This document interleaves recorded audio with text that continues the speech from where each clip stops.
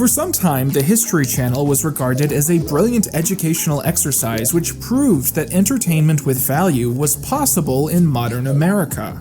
Today, however, the History Channel is seen either as a total oddity or a punchline, so far declined from its initial healthy goals that you would think it was a metaphor for my diet during the quarantine. Meanwhile, the Golf Channel still seems to play nothing but golf to this very day. What happened to history? This was a question I briefly considered covering in my last video before I realized that it was such a hefty topic that it really deserved to be split off and analyzed on its own. And so today we're going to be taking a look back at the programming of this station as we talk about the good, the bad, and the generally stupid. Seeking out the earliest History Channel programming was a really interesting task. It was neat seeing how these different shows stuck to the basic theme while being totally unique and beyond just having different shows dedicated to different time periods. Inspector Gadget's Field Trip was a 1996 show which featured the character Inspector Gadget exploring different parts of the world. The gimmick being a mix of traditional animation with live-action footage of real locations, similar to the 2004 PBS show Postcards from Buster. History's Lost and Found, meanwhile, would go through various historical items of the past, ones which were once lost, and others which can still be found today. American Eats featured discussions on the history of America's favorite foods, from Spam to canned ravioli. Ancients Behaving Badly was a sensational look at figures in history known for horrible deeds.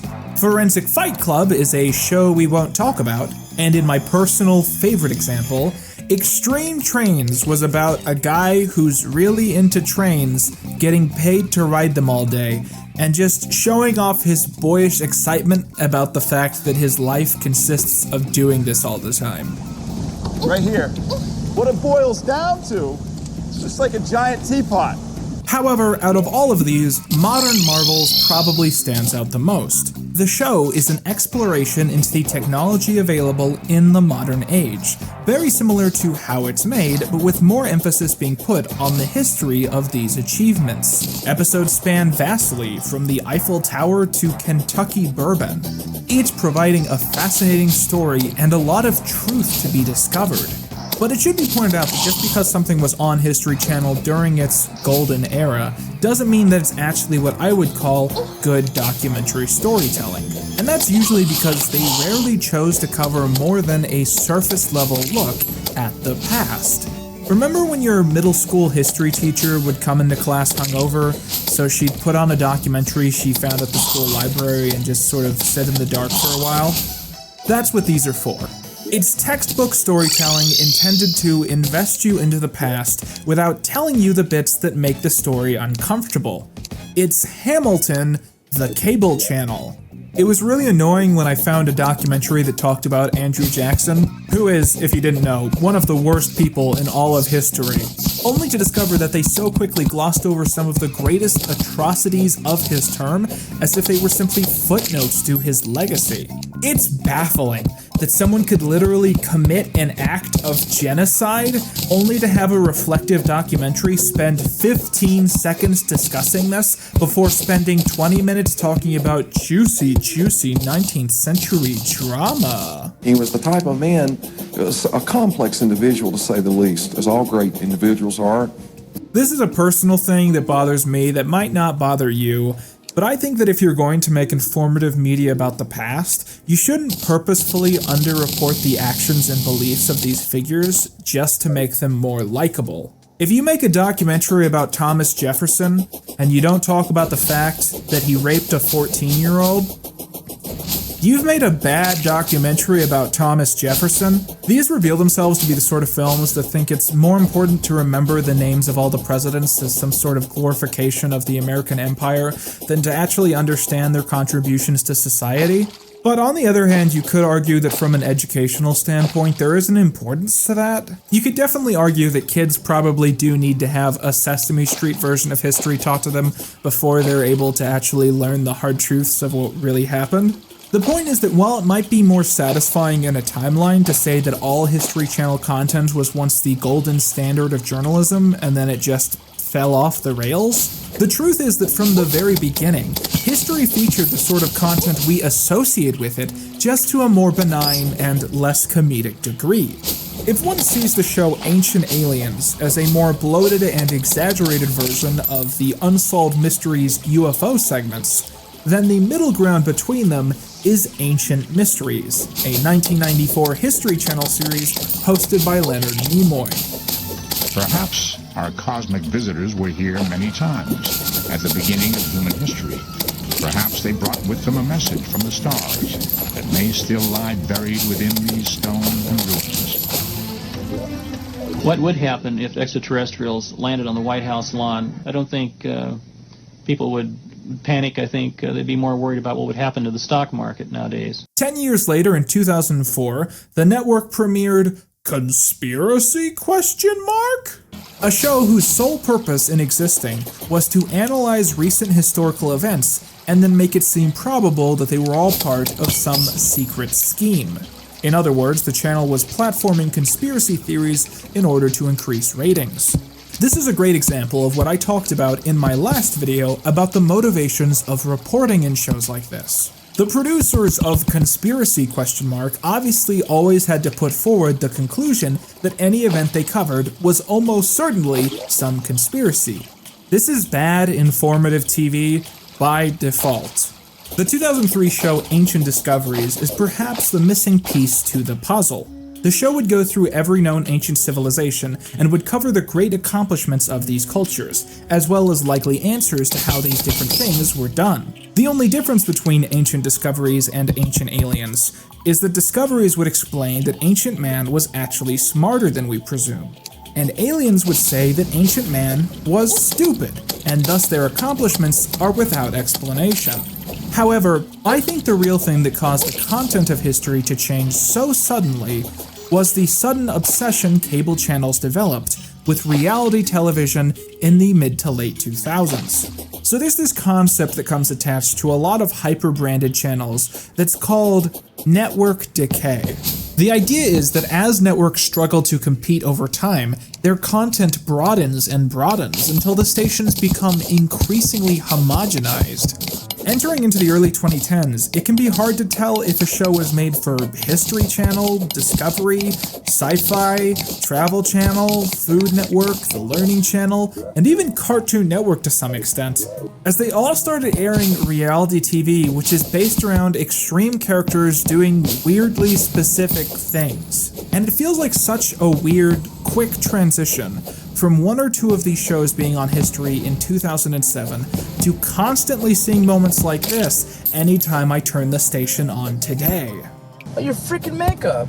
You're only 14. Everyone does it at school. So you have to look like this to be their friends? You're not gonna do this. You're not gonna go just try and look like them and try and be the cool kid. You were a cool kid in high school? I can't help the fact that I was cool. But I didn't have to wear makeup to look cool. I didn't have to fit in. Well, you are a guy. I wasn't the guy. I was a dude. And it's easy to see why networks prefer shows like these. They're cheap to produce, you can make like 3 seasons in a year, you don't need writers, so if there's a strike, you can keep making TV. These people love hamming up the camera, and they're good at it. And the ratings are almost always killer. These shows don't necessarily demonstrate the end of History Channel being good at history, but their massive success marked the moment where the station sort of shrugged and went, fuck it. And this brings us back around to Ancient Aliens. The phrase, fuck it, personified as 15 seasons of an ongoing TV show. I watched a lot of Ancient Aliens for this video, and let me tell you how not easy that was. Because this stuff rots your brain. The positive is that by absorbing as much as I could, I really was able to understand the show on a more general scale. I know a lot of you will expect this video to be me going through each and every one of the claims they've ever made and debunking them all one by one, but other YouTubers have done that better, and as I'll talk about later, this show is constructed in a way that's pretty much impossible to really debunk just by knocking down a few odd specific arguments. I'm more generally interested in talking about the format and the themes of its own existence.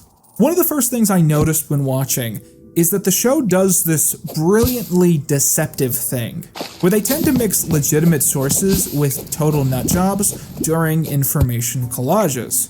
So they'll interview someone with an Oxford history degree and have them talk about how the Aztecs had an impressive sewer system, and then they'll cut to some sci-fi author with no credentials, and he's the guy who says, "What if that sewer system was built by aliens?" It's essentially the same trick that Tiger King pulls off. Half the people in the documentary are trustable, and this tricks the audience into believing the whole narrative put forward, even if the reputable people only put forward a non-essential piece. And it's when we look into the backgrounds of the essential characters who are interviewed that things become a little more clear. Ancient Aliens presents itself as a documentary trying to reveal the truth about history, but in actuality, it's really a show about mythology, and not ancient mythology, but American middle-class 1950s folklore. Roswell, gray aliens, H.P. Lovecraft to some extent. The goal of these speakers is to make said folklore seem like a total reality, and they have motivation to do that.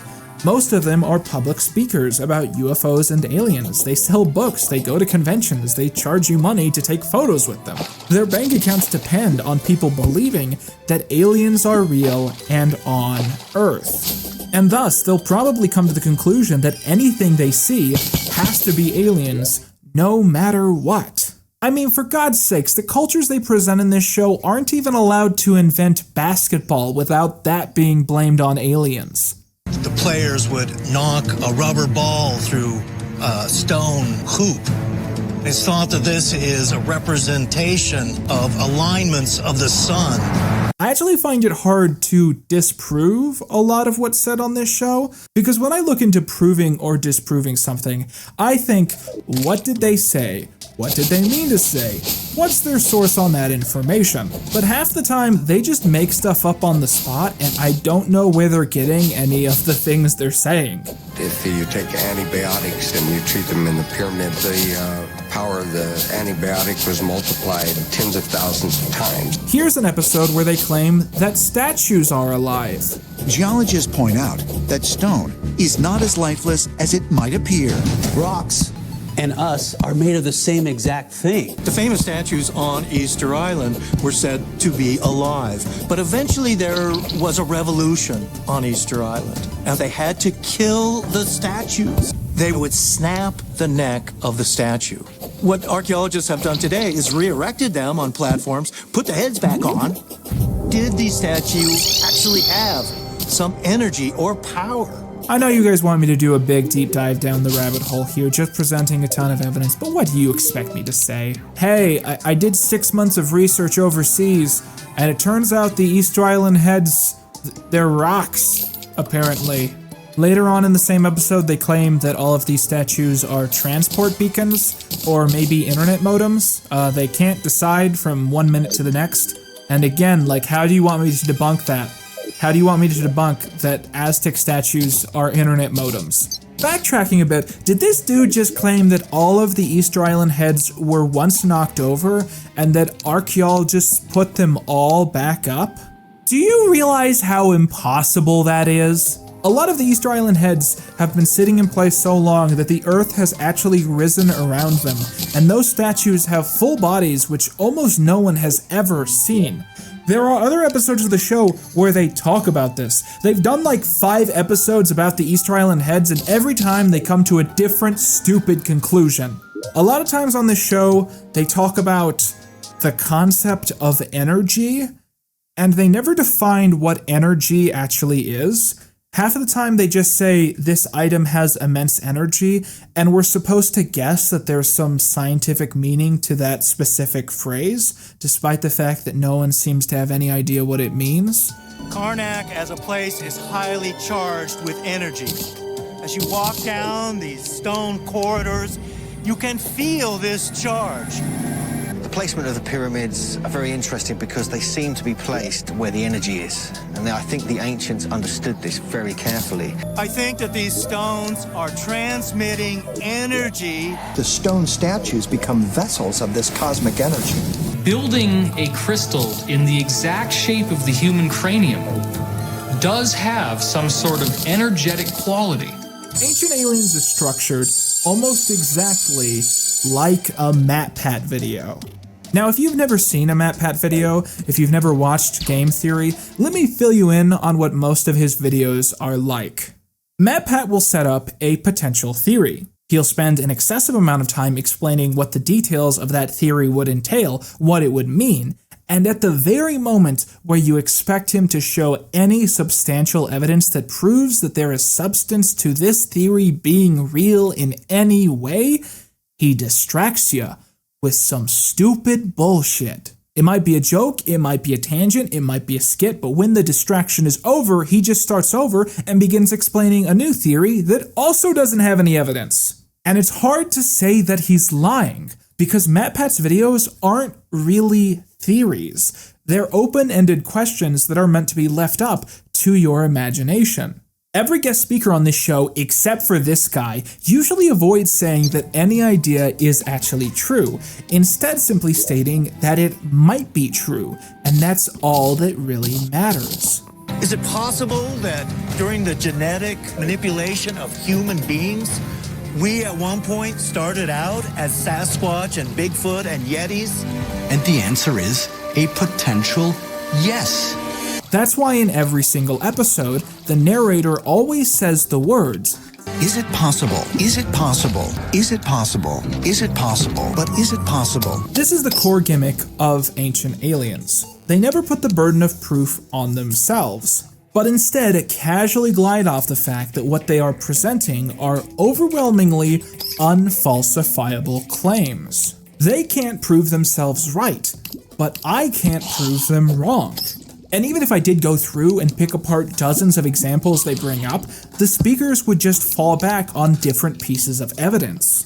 The way you prove the ancient astronaut theory is not with one single piece of evidence. It is a conglomeration of different puzzle pieces. And when you really start to listen to these guest speakers, it's usually pretty obvious that a whole lot of them don't know anything about ancient cultures, and they're just sort of talking out their ass. He is got a beard and a mustache. And that is an unusual thing because American Indians do not have beards and mustaches. Exactly. The fact also that the beard and the mustache are so pronounced. They're not little wispy ones, they're major, so. People are going to be really mad that I pointed this out, but have you ever noticed all the guest speakers on Ancient Aliens are really, white? That's weird, right? Because this show is primarily about analyzing the culture of people of color in ancient history, and yet the only times I ever seem to notice a local being interviewed is to just give basic facts about the area. The locals are never the people claiming that it was actually aliens.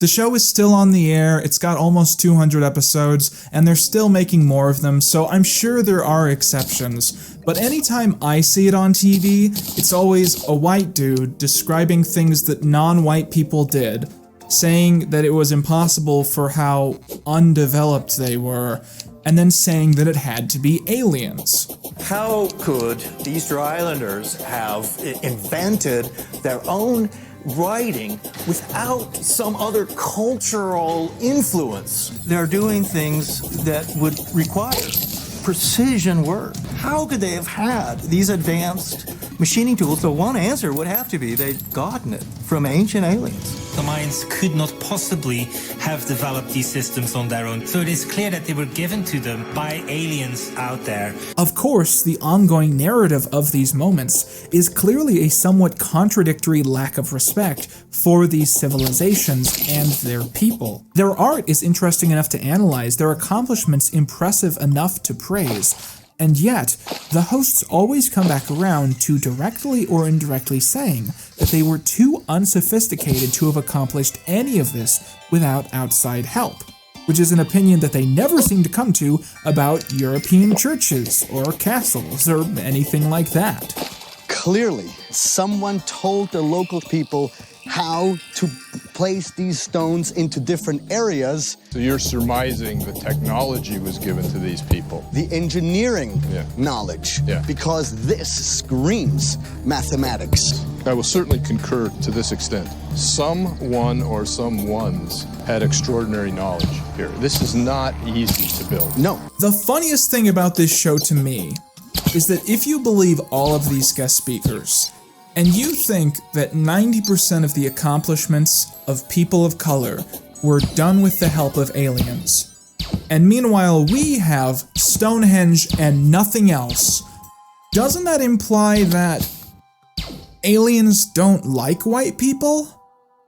I mean, aliens were going across the globe throughout all of early civilizations and meeting with all these different people and helping them invent things and helping stack structures and building pyramids for them, except for us. What did we do? What did we do that made aliens avoid talking to us for the rest of human civilization? I posted that joke on Twitter, and a couple select people got really, really mad. So now, in my ongoing fight to make everyone on the internet mad, I'm officially selling Aliens Don't Like White People merchandise on Redbubble. Get yourself some Aliens Don't Like White People t-shirts, coffee mugs, blankets, shower curtains. Deliver this message to the world with the utmost pride. Link in the description. Anyways, y'all want to see some alien titties? Within these caves are different murals. We find some of the most amazing paintings of people emerging out of the clouds. And they're actually floating in midair. What a beautiful, poetic way to depict something that they might have witnessed. It was a complete misunderstanding of a visitation by technologically advanced space travelers.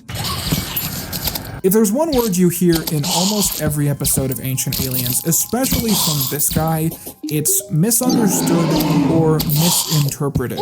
Every time he talks about an ancient legend or a piece of art, it's the locals misunderstanding what they were really seeing, which he then uses to circle it all back around to legends that he personally believes in. I see an astronaut in a helmet. I'm immediately reminded of misunderstood technology. It was some type of misunderstood technology, an extraterrestrial tool, because we didn't understand. Was it really flying snakes or gods that were snakes? Of course not. It was misunderstood technology. Now, of course, it wasn't a dragon in a biological nature, but it was a misinterpreted machine.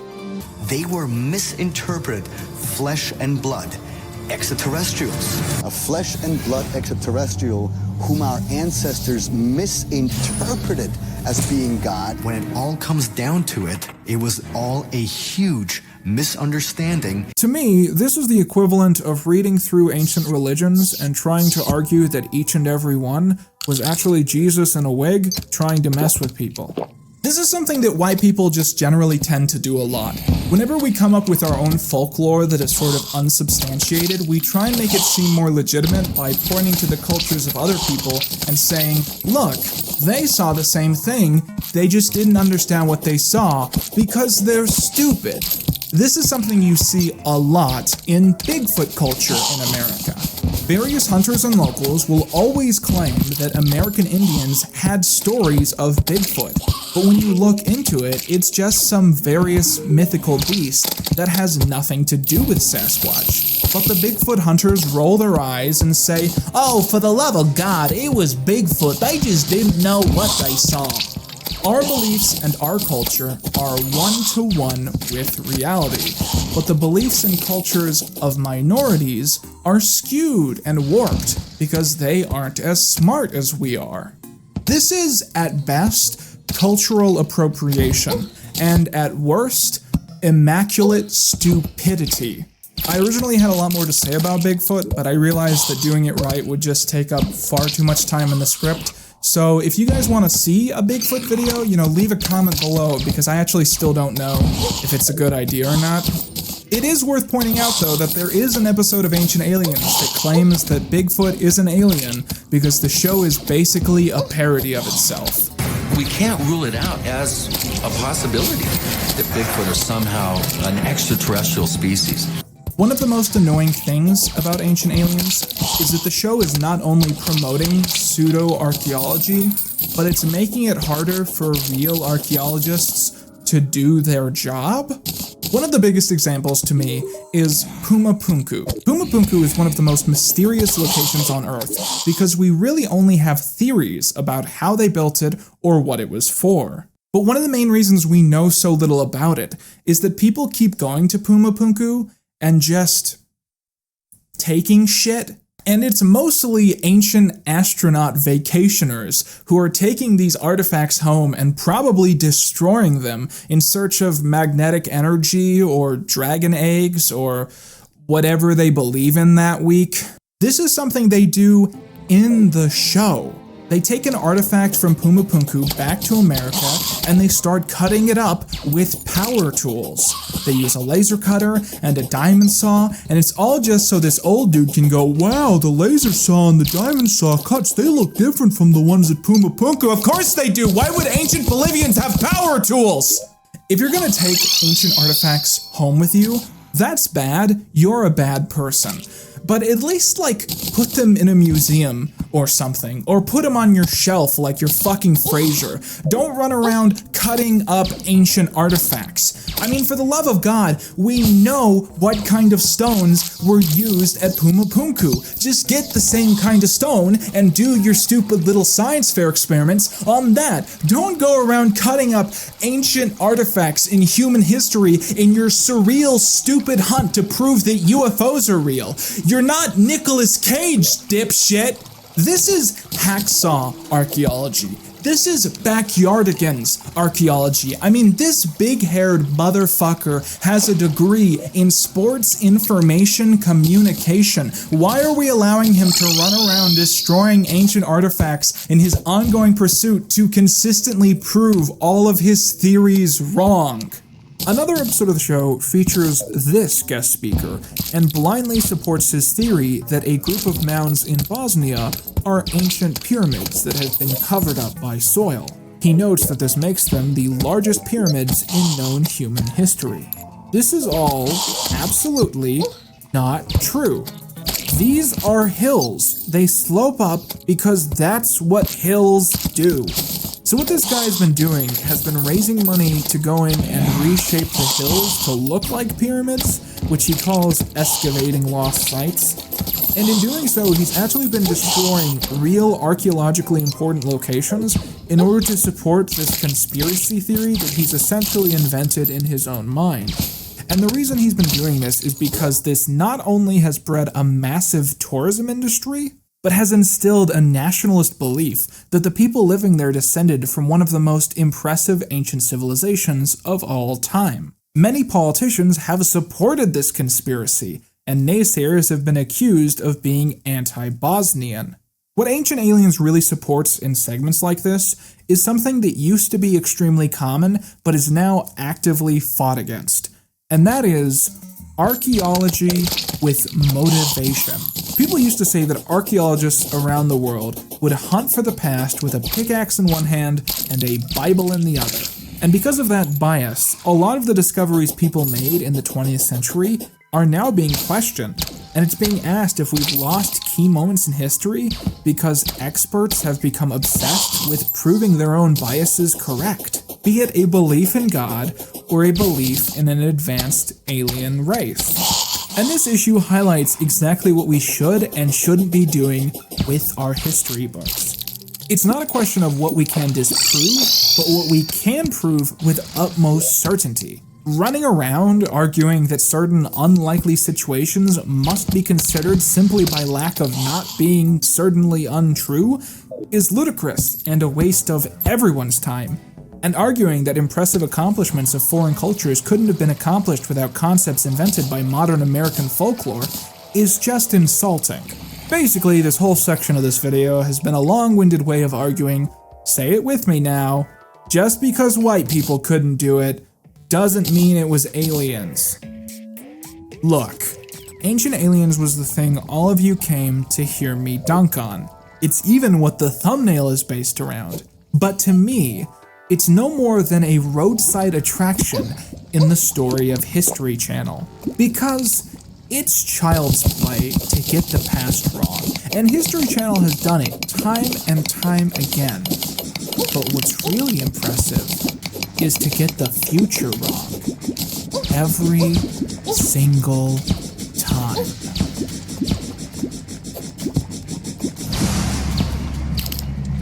December 21st, 2012. Daybreak doesn't come. All remains dark. The world has come to an end. Is 2012 the year the cosmic clock finally winds down to 0 days, 0 hope? Definitely, some of the gods will return. There's absolutely no doubt. So, over the next 2 weeks, I'm going to be covering a couple additional topics which could have fit into this video, but would have made it like an hour and 10 minutes long. And believe it or not, right now I'm really worried about making content that people actually feel comfortable clicking on. So they're going to be fun videos. They're going to be sort of tangentially related to History Channel. And it's just going to be some interesting little side voyages. And the first one is going to be talking about 2012 documentaries, and this one is just going to be fun. We're just going to shit on these, and trust me, there's a lot of funny stuff in there. So come back next week and we're going to be doing that. If you don't want to miss this, remember to go down and hit subscribe and click that bell, set it to all notifications, and follow me on Twitter if you want to stay up to date with how that next video is coming along.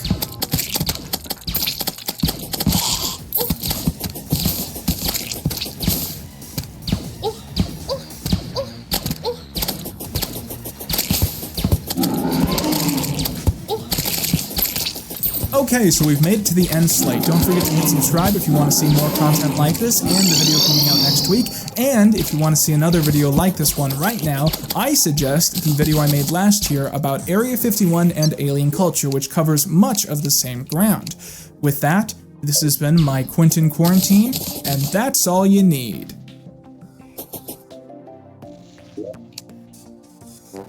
So one of my favorite casual pastimes when I was a kid was going through my father's VHS collection and basically watching whatever I found, usually meaning I was watching stuff from long before I was born.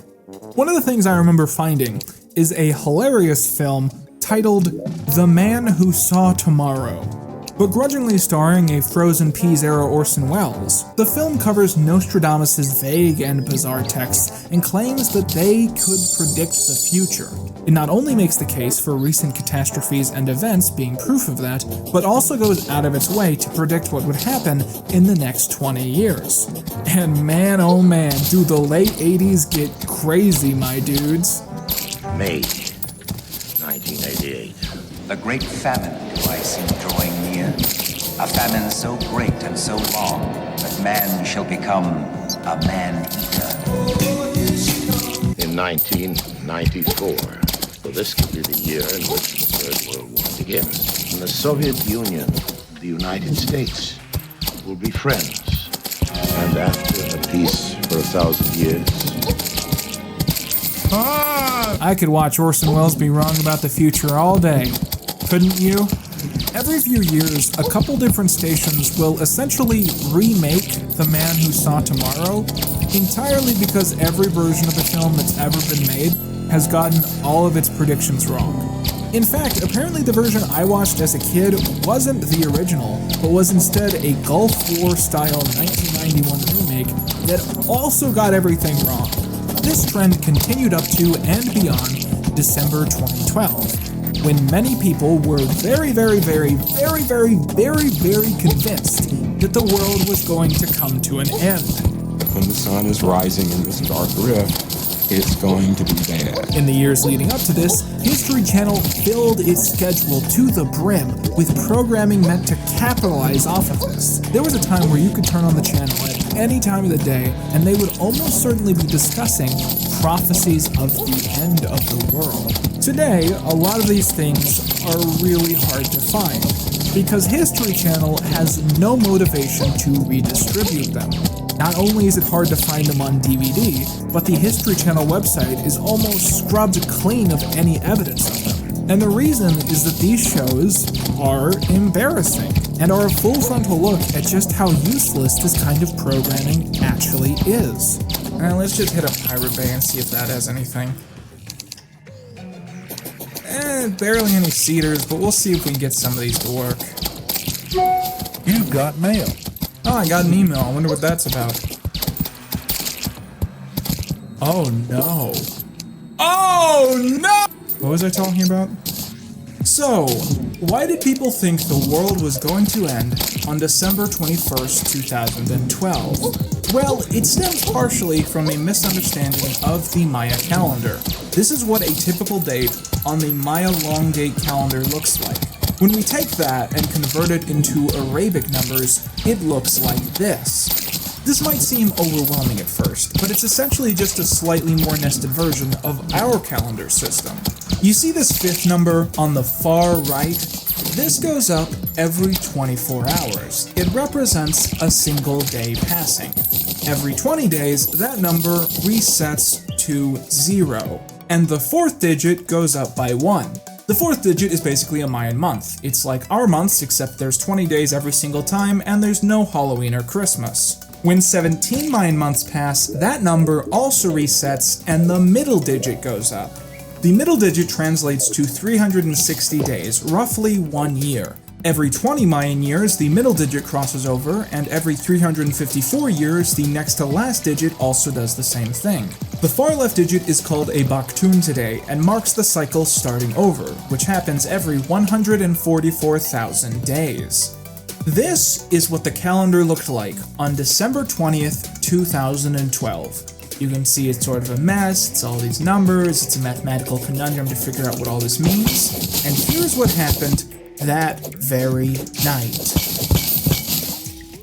Pretty cool, huh? It's like watching an odometer turn over. The Maya culture had a creation myth which stated that the gods formed this world at the moment where all of these numbers were at 0, which in our calendar was roughly the year 3114 BCE.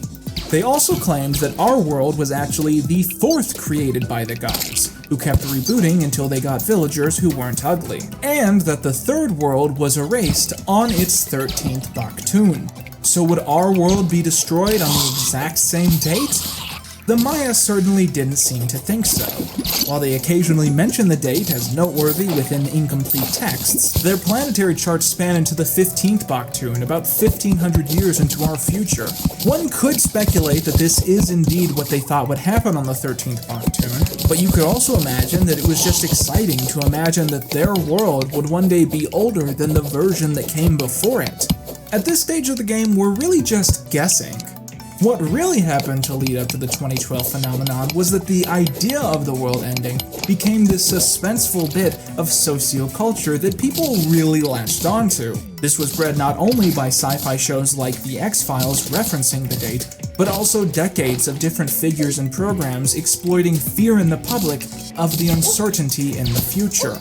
Arguably, this started in the late 1970s, when many televangelists attempted to breed dependence in their business models by selling predictions of the second coming of Jesus Christ.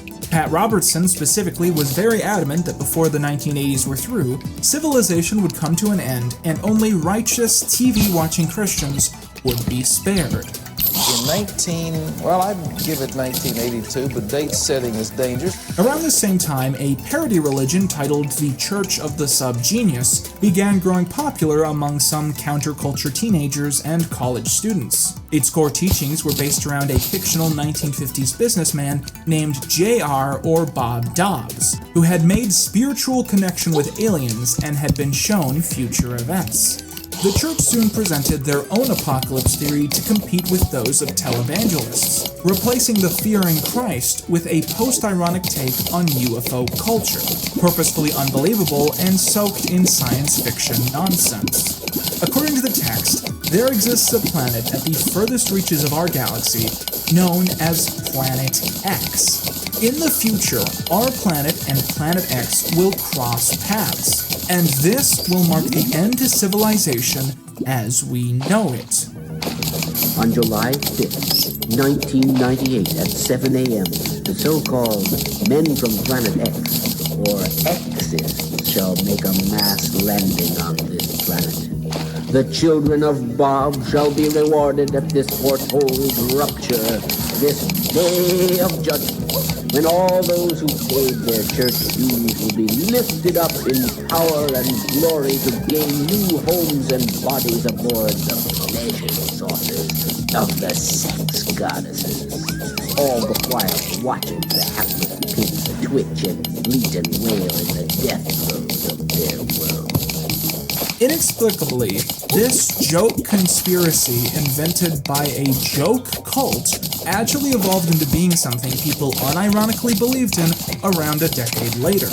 In 1995, a woman named Nancy Leiter gained notoriety for an online blog she created titled Zeta Talk. On Zeta Talk, she made a series of outrageous claims that, you could argue, were directly ripped off from the story of Bob Dobbs. Leiter claimed that she had gained a spiritual connection with a group of aliens, and that they had shown her a vision of the future. She stated that these aliens were from a planet hidden at the edge of our galaxy called Planet X, and predicted that in the next few years a catastrophic event would occur when Planet X and Earth came into contact. Her blog widely speculated on what would happen once Planet X arrived, inventing numerous different scenarios and situations.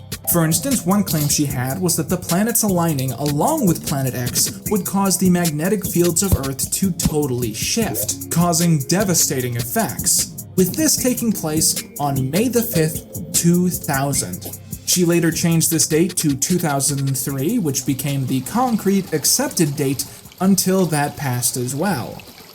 So you've survived the pole shift. Congratulations. Well, now what? Can't go shopping as the roads are all torn up. Bridges are down. Your local stores have probably been looted by now in any case. Perhaps you've stocked up. You have canned or dried foods and lots of clean water at hand. Supplies allow a transition time, getting over the shock of the pole shift, treating the injured and saying goodbye to those who didn't make it. Having a strong cup of coffee and a plate of rice and beans during this time almost seems a necessity. I hear that. 90% of humanity is dead, but as long as I got my coffee, who gives a damn? This tangent might seem entirely pointless to the discussion, but the majority of beliefs about 2012 in pseudo-historical circles were copied and pasted from this woman's blog, which, again, seems to have totally ripped off its content from a 1980s parody religion.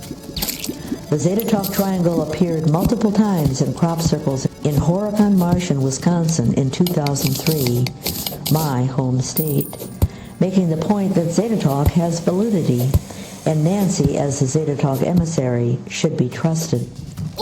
Considering that the information presented in these documentaries has such a disheveled and confusing lineage, it's not shocking that there's actually not a lot of agreement in the content over what would really happen in 2012. Depending on where you got your info, either alignments of the planets would create the previously mentioned pole shift, causing storms that would destroy cities all over the world, a comet would fall from the sky, wiping out humans like it did the dinosaurs, Earth would collide with Planet X, destroying both planets, aliens from Planet X would return, marking a new age in human history, or maybe just all of those things would happen at once. Y2K really had its branding down, didn't it?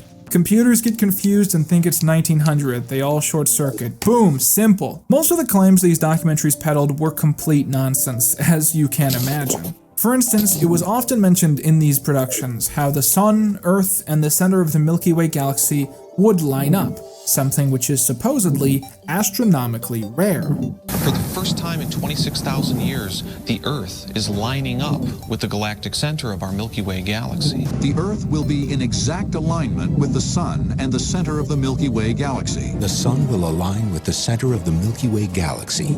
The Earth, the Sun, and this birth canal, the dark rift, are all in perfect alignment. And this only happens every 25,800 years. Every 26,000 years. And that sounds pretty impressive when you hear it. How could it be a coincidence that this happens on the exact day of this important Mayan date? But according to the skeptics' website, nasa.gov, That happens literally every December. And as you can probably tell from all these collages, these experts were all using each other as sources, and thus probably no one is really sure who is coming up with all this bullshit. What's more important to these guest speakers isn't really their information being right, but their own biases being proven correct. And if that means seeing patterns where patterns don't exist, then by God, they're gonna do that. One of the first programs to exploit 2012 anxiety was a 2005 History Channel show titled Decoding the Past, which attempted to use historical texts to make apocalypse predictions. The most memorable episode of this show is titled The Bible Code, and makes the case that if you type the Bible out with no spaces, you can use it as a crossword puzzle, and words that are closer to each other will predict the future. In order to perform a search, the letters are arranged in a grid or matrix, making it easier to perform the search and allowing the results to be clearly shown. Watergate. Who is he? President, but he will be kicked out. Muslim airplane attack. Twin Towers. Twice. Chemical weapons.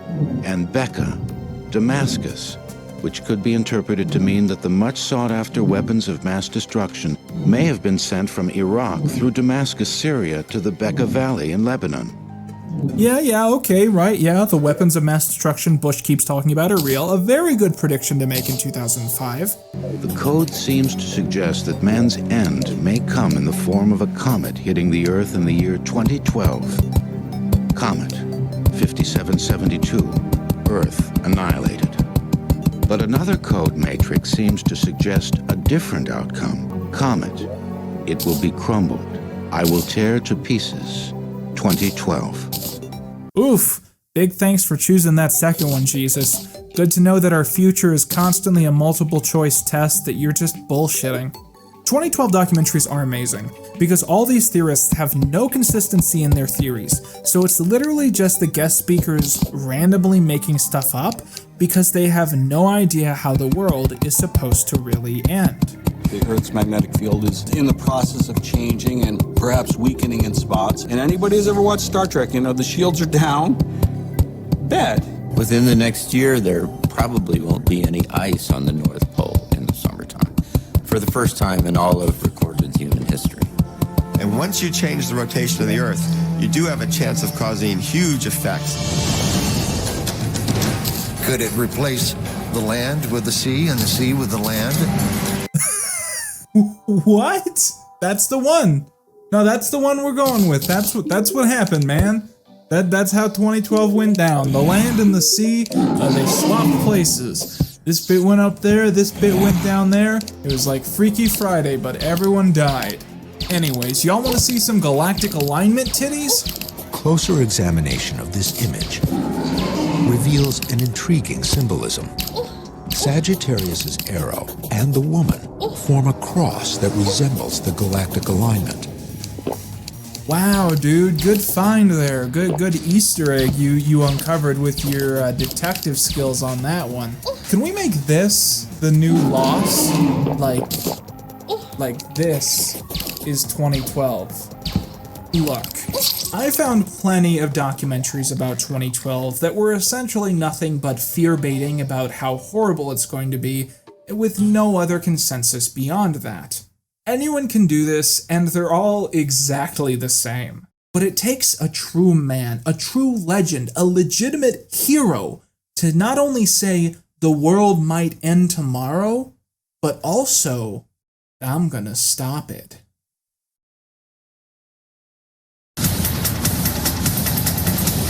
The Lost Crystal Skulls. Legend tells us there are 13 of them. Together, they are said to contain the secrets of the universe. Secrets that some claim will save mankind from an Armageddon prophesied by the ancient Mayan calendar. Legends tell us they must be reunited to prevent the coming doomsday. With the clock ticking, can we track down the remaining skulls before it's too late? Join us as we attempt to solve the mystery of the Crystal Skulls. I want to give a big thanks to this person in my Patreon Discord who found a copy of this after I described what I remembered about it in the chat. I've constantly been thinking about this since the first time I saw it as a kid, and I'm so excited to share it with you guys.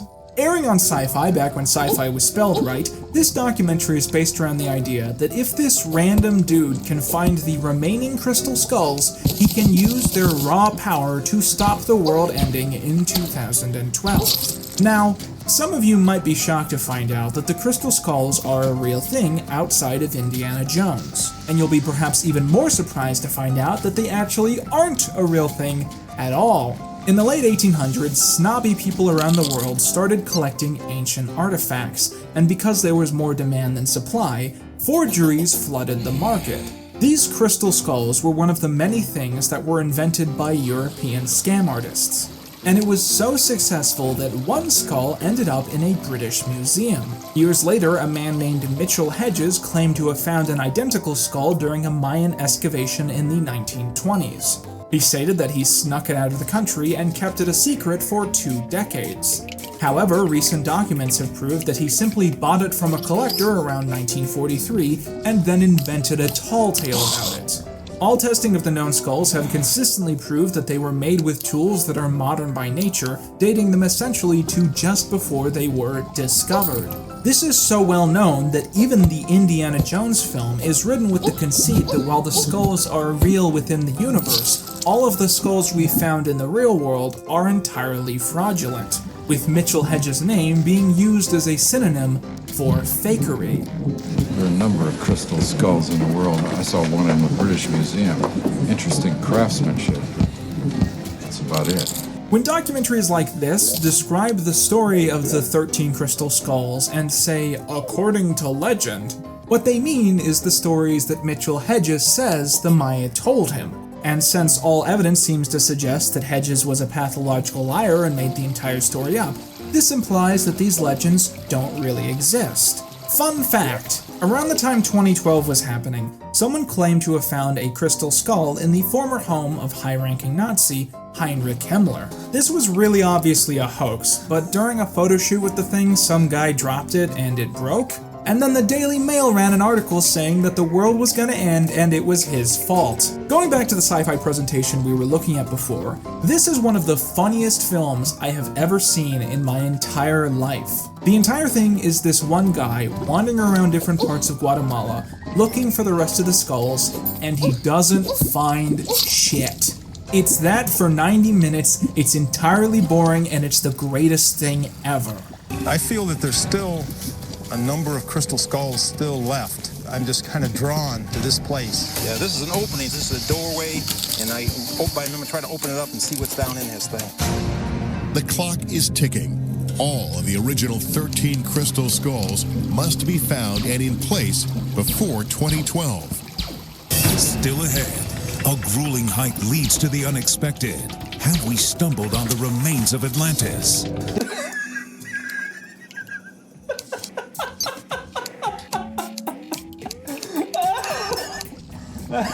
I don't know, have you? I'm gonna have to keep watching. Can you imagine, like, going to some ancient civilization you've never gone to, and then just hiking around until you find the first slightly ancient thing you can see, and immediately going, oh shit, was this Atlantis? Did I just find it? Is this Atlantis? There's this great scene where he comes across this random structure in the woods, which must be known to real archaeologists, and he's convinced that this is part of an underground secret structure that holds some of the remaining crystal skulls, and then he turns to the camera and says, I gotta apply for a permit. Yeah, it might take a few years, but once the paperwork is filled out, I can start excavating here. 2014 at the latest. Watch this thing he does with the machete. Yeah, that's a classic archaeological move right there. Just shove a big knife into the place you're trying to excavate and see what sound it makes. But Bill Holman is a man of action. He's an 8th degree grandmaster. It's hard not to laugh at this guy. But at the same time, buried under all of this is a really sad element to the story. This guy was best friends with the 100-year-old daughter of Mitchell Hedges, and spent her last years taking care of her and talking about the skull. This was recorded about a year after she died, and it's pretty sad just how much he connects the hunt for the skulls with this memory of her. Like finding the skulls would prove something. And this is what you consistently see in stories like this. It always seems like a perfect mix of total scam artists who are only in it for fame and fortune, and people who are so genuinely emotionally invested in a story being true that they can't bring themselves to let it go. And it makes dunking on these people almost not fun. Although on the other hand... Is this Atlantis?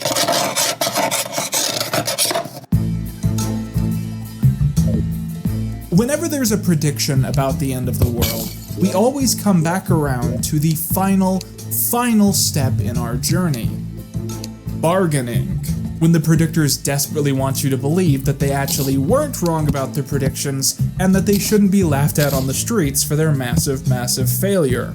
The first thing you can try and do is claim that you technically weren't wrong, you just guesstimated some details incorrectly, and the things you got right are far more impressive. This is most commonly seen in predictions revolving around politics and war, and those which are interpreting the texts of figures like Nostradamus. So even if you say something entirely ridiculous, like Ted Kennedy may become president of the United States, the sort of vague half-correctness in a couple of your other points will seem much more worthy of mention to people who are into that kind of thing.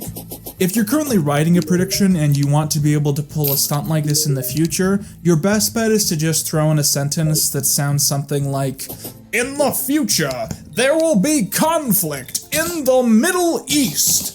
The next major war to be fought in the world is going to be right here. But most apocalypse theories aren't vague, they go straight to the fire and brimstone, and so they get absolutely everything wrong. So the next style of bargaining is to just yell, "Uh-oh, SpaghettiOs, I got the year wrong," as you continue to move your goalpost further and further down the line. When Pat's prediction of 1982 being the end didn't work out, he moved the year to 1985, and then 1996, and then 2007, before he finally took the L. Famously, when the 1998 prediction passed and aliens from Planet X did not arrive on Earth, many members of the Church of the Subgenius argued that the year had accidentally been read upside down, and that they would actually arrive in 8661. Other children of Bob argue that our calendar is simply incorrect, and that the year 1998 still hasn't happened. But I love 2012 bargaining specifically because it really started to happen before the date had even arrived, as these guest speakers realized that they had based their entire integrity in the world actually coming to an end. Either they were going to die, or they were going to be a joke for the rest of their lives. And so they started trying to pitch these compromises that were a lot less severe, but all of those compromises also definitely didn't happen. Where will a spiritually based science lead us after December 21st of the year 2012? I really don't think that there'll be any great shift on the morning of December 21st, 2012. The UFOs won't land, the comet won't hit that morning. But it'll be a point in which, looking back, we can all say, oh yeah, that's when it all ended. I wish, man. I wish. Hear me out. Think about how better the world would be if it had actually ended in 2012. The stock market never would have crashed, poverty rate would be down to 0, we finally would have gotten Coney. This is a bad bit. Okay, so in a minute, I'm gonna do something which I really don't usually do on this channel, and that is I'm going to tell you guys about my next 2 videos. I'm going to tell you what those videos are going to be, and a sense of when they're going to be uploaded. And the reason I'm doing this is because I'm pretty happy with what these 2 videos are going to be, but I'm also somewhat sure that YouTube just isn't going to push them at all, so I kind of need you guys to look out for them. Okay, so let's talk about my next two videos. The first thing is going to be a conclusion to our discussion about the History Channel, as I talk about the very worst of the worst that they have ever put out. Bad Nazi documentaries. This is certainly going to get demonetized, I'm fully aware of that, but talking about the failures of History Channel and not talking about some of the weird shit in that territory would be a huge sin in my opinion. So if you have any suggestions for where you would like me to take that topic, leave those thoughts in the comments section below. But more importantly, those of you who have been following me on Twitter for the last 5 months will know that I have been working on a huge video about Garfield, specifically analyzing a collection of Garfield lost media, which I am planning to release alongside this video. And I have officially decided that that video will be coming out on June the 5th, specifically June the 5th at 4 p.m. Eastern Standard Time. This is going to be one of the biggest videos I've ever done. It's definitely the most expensive, and it's really important to me that people actually see this one.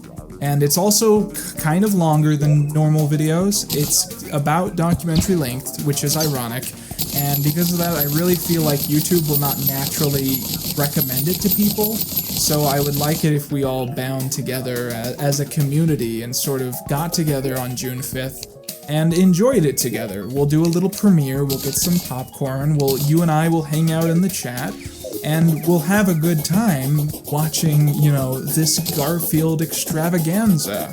If you want to hear more about these next two videos, follow me on Twitter, and if you want to make sure that you don't miss them when I upload, hit subscribe below and set the bell to all notifications. Okay, play us out, Pat! The Iranians are as if they're trying to provoke the United States to war. It's the most amazing thing. They continuously provoke us. And you can just see the tempers flaring in our nation saying, let's go over there and show those fellows a lesson. It's almost as if something is goading somebody there to bring us against them. Well, when we do that, and we certainly have a right to, then they will be weakened, and that will just set them up for a Soviet takeover. Okay, so we're at the end slate now. You should see a tiny logo of my face on the screen somewhere. If you click that, you can subscribe. And more importantly, I have made a convenient little playlist for you guys of videos I've made in the past of more topics like this one, conspiracy videos. And I really think you guys will like this. I would appreciate it if you check that out. With that, I've been Quidden Reviews. All hail Bob.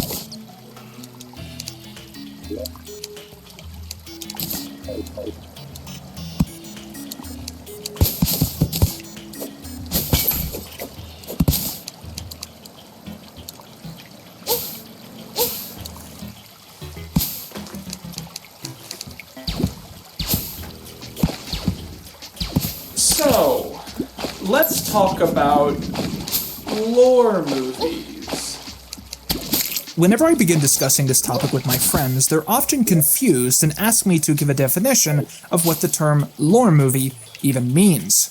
To me, a lore movie is a film or project which is so wholly based on playing fan service to previously existing stories that it isn't made with the same standards or purposes of a regular film. Now this video is focusing on examples on the internet, but really these sorts of media can exist in mainstream cultures as well. I think one of the best examples of this is Psych the movie. The film, a long-awaited sequel to the cult TV series still beloved by many to this day, was rushed into production after extremely fast rewrites had to be made due to the health of one of the show's main actors. This leads to a story which is as contrived as it is forgettable. Coming from a show that is known for being one of the most creative takes on its genre and format, it feels a little sad to see the plot be given a treatment that feels more akin to something like CSI Miami. Despite this, I still thoroughly enjoy Psych the movie, because it still delivers on everything that's important. I tuned in to see all of my favorite characters again, to have cameos for all the fan favorites, and to have classic nods to funny moments from the past. And it pulled that off. It accommodated the franchise's lore to the extent that it not being a good movie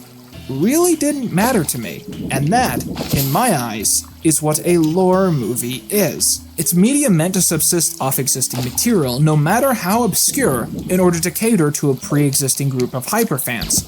to the extent that more general quality isn't the first thing considered. One of the first YouTube movies I think of when it comes to this term is Dick Figures, the movie. Now, I remember watching a lot of Dick Figures and being really excited when they ended up crowdfunding this big professional film. But by the time it was released, I had stopped watching and had literally forgotten everything about the show. Mainly because it's called Dick Figures. So it's a trip watching this movie now and seeing all these characters who don't deserve to have a film made about them be introduced explicitly because they're recognizable for hardcore fans. There's this raccoon in the film who is very important to the narrative. And I feel like if I remembered anything about this show, him getting an entire film with big character payoff would be a big deal. But to get enjoyment that deep, I already need to be some sort of hyper fan. Thus, lore movie. I so wanted to beat around the bush for this video. Maybe I'd find a couple other YouTuber lore movies to critique. Maybe one, in particular, would be good, and I'd get to praise it. But why waste your time? We all know why we're here. Channel Awesome is a name that is so entwined with the mistreatment of friends and co-workers, and mismanagement on a ridiculous scale that even just saying their name tends to suck all of the fun out of the room. Now, the channel that probably shouldn't be named actually used to have somewhat of a positive reputation. Indeed, I remember when I was a kid, absolutely loving watching Nostalgia Critic videos. I would do it every Wednesday like clockwork, and I was so obsessed with it that if you knew me at the time, you probably can remember either a time where I tried to make you watch one of these videos or where I talked about it to an extent that probably got kind of grating. As I grew older and I got through middle school and then high school, I slowly stopped watching them, and it's mainly because I just started liking good content. But even then, I didn't expect all of the things that have come out since then. You know, I recently went to a social gathering of sorts, and there was someone there who I'd never met before who knew who I was as a YouTuber. So we ended up talking, and it became quickly apparent that he knew me exclusively as a guy who had talked about Channel Awesome a while ago in one video, and that's all he knew me for. And so he wanted like all my hot takes about, like, he was like, what do you think of the wall? What do you think of this and that? And I was like, man, you're gonna be surprised by this, but when I don't like a YouTuber, I don't keep watching them.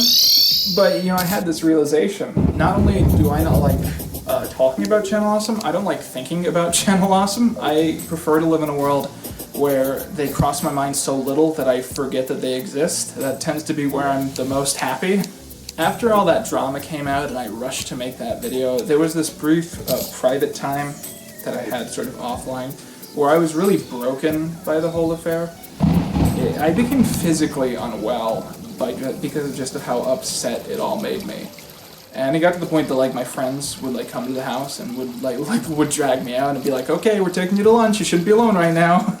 And I think a big part of it was that the Channel Awesome situation made me have like a full-on identity crisis where I realized if I hadn't grown up watching Doug Walker's content, I would not have gone down the path that I had. I would never have made those early videos talking about Rankin Bass films. I wouldn't have done any of that. I wouldn't have a YouTube channel. I wouldn't have a career. I wouldn't be on this path. I didn't know how to keep moving forward when I just felt those origins had been so sullied, you know?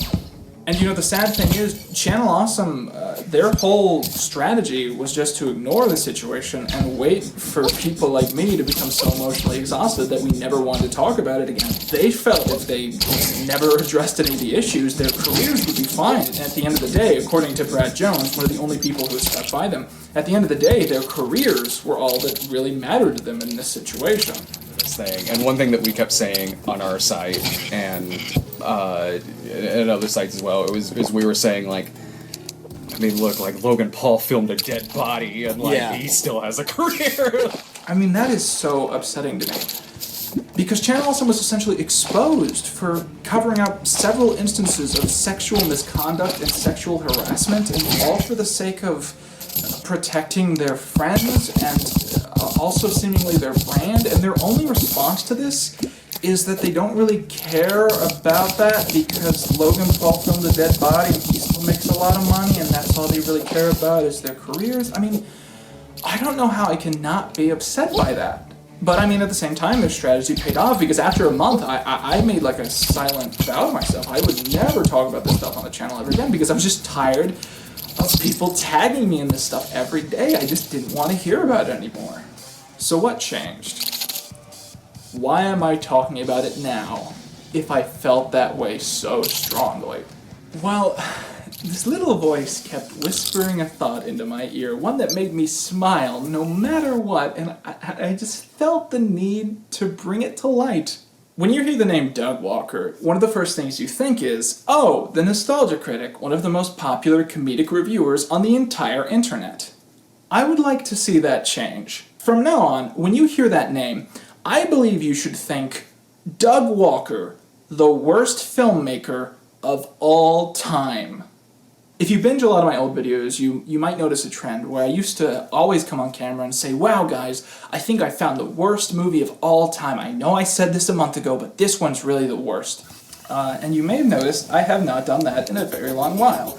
And that is because about 1.5 years ago, I watched To Boldly Flee, which is the worst film of all time. There's no competition, no questions anyone could ask. It is legitimately the most frustratingly unentertaining, unwatchable movie ever made by human hands. Now Quentin, I hear you protest, surely there are worse movies than that? Birdemic, The Room, Manos, Plan 9, etc. And to that I say, all of those movies are incredible. I have had parties where I invite friends over and we put those movies on and we watch them and we have a great time. How can you say those movies are truly bad when everyone loves them so much? To Boldly Flee isn't like that. It's not fun. It's not enjoyable. It's sort of bad that crushes your soul, that makes you want to turn it off every frame that goes by. This video hurt to make. I was in pain during this video. I barely could handle it. And I just hope to God it doesn't hurt as much to watch. One of the things that's most frustrating about To Boldly Flee is that it isn't really cohesive in all the things it presents. There's a lot of stuff that deserves deep dives and deconstructions, but not a lot of it is really connected? One plotline has nothing to do with another. It's just a lot of stuff that's all going on, and a lot of it really deserves to be talked about on its own. Most of my videos are structured to be a series of rants and mini discussions which build up to a bigger picture, but in this case, the only bigger picture is that it's really hard to understand why someone made this movie. So to really understand a big chunk of the point to Boldly Flee, we need to understand what the Nostalgia Critic had been up to this point, and what struggles he had gone up against. Doug Walker started his review series as a side project while he worked his day job. It was created on no budget and was formed for the early limitations of old YouTube. Most of his early content is under 10 minutes, because for the time, all YouTube videos had to be. And because of this, he was initially very sparing with what he would show and discuss. Most videos would go like this. Doug would find something he was nostalgic for, he would talk about the experience he had with it as a child, and then he would go through it and talk about how silly or stupid it was, while playing clips that were worthy of being quickly mocked. I think early Nostalgia Critic can be a lot more palatable because Flanderization effect hadn't quite set in yet, so the punchline to every joke isn't just him screaming, and he manages to have actual commentary on what he's watching, and more importantly, why he's watching it.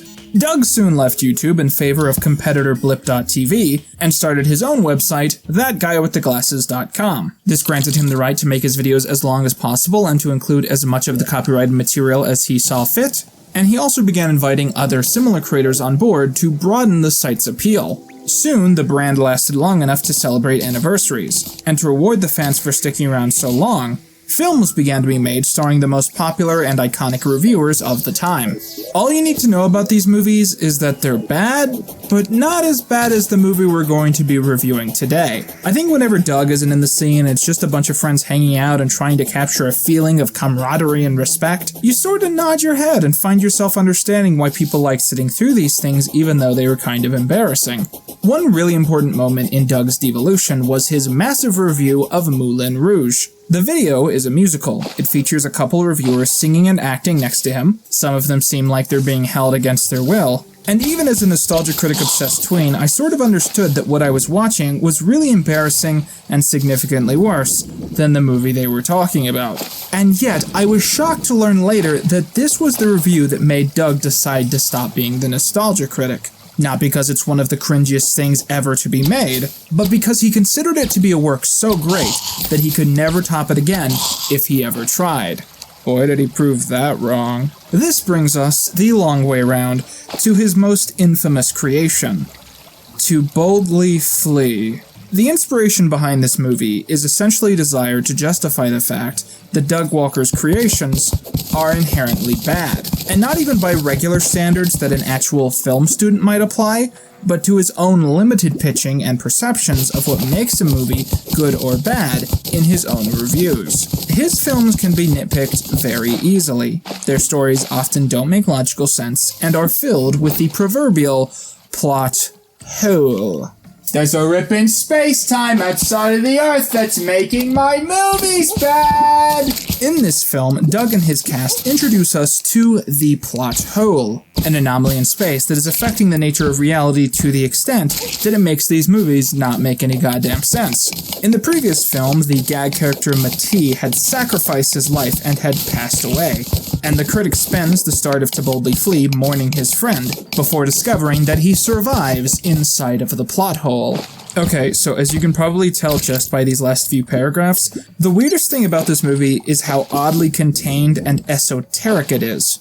Understanding the long and ridiculous plot involves not only having a grasp of all of the previous Channel Awesome lore movies, but also a surprisingly high amount of Doug Walker's content. You know that thing MST3K does, where most of the episode will be them riffing a movie in the theater, but then it'll pan out and suddenly the characters will be acting as if they're in the movie in order to lampoon and make commentary on it?